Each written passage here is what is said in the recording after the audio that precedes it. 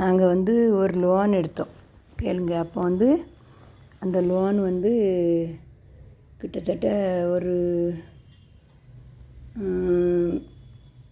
ஒரு 12 லட்ச ரூபா எடுத்தோம்னு வச்சுக்கோங்க. வீடு கட்ட இந்த வீடு நாங்கள் இருக்க வீடு தான், ஆனால் அந்த வீடு இப்போ எங்களுக்கு இல்லை. ஆனால் அந்த லோன் எடுத்ததுக்கு என்ன பண்ணோம் தெரியுமா? வீடை விற்க போகிறோம். எப்போ பார்த்தாலும் அந்த எல்ஐசிக்காரி இங்கே ஓடி ஓடி வருது ஒரு பொம்பளை.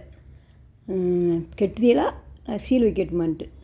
சரி இப்படியே சொல்லுதாளேன்ட்டு நாங்களும் வீட்டை விற்று பணத்தெல்லாம் கட்டிட்டோம். கடைசியில் எங்களுக்கு 5 டியூ அங்கே ஜாஸ்தியாக இருந்து. நீங்கள் யாராக இருந்தாலும் அதுக்கு ஸ்டேட்மெண்ட் வாங்கிருங்க. முதல்ல ஒரு பணம் கட்ட சொன்னாலும் ஸ்டேட்மெண்ட்டை கூட எவ்வளோ கட்டணும்னு வாங்கிட்டு அப்புறம் விற்க பாருங்கள். இப்போ வீடு இல்லை, 5 டியூ ஜாஸ்தியாக இருந்து. அதுவே எனக்கு ரொம்ப நாள் கழிச்சு தான் தெரியும்.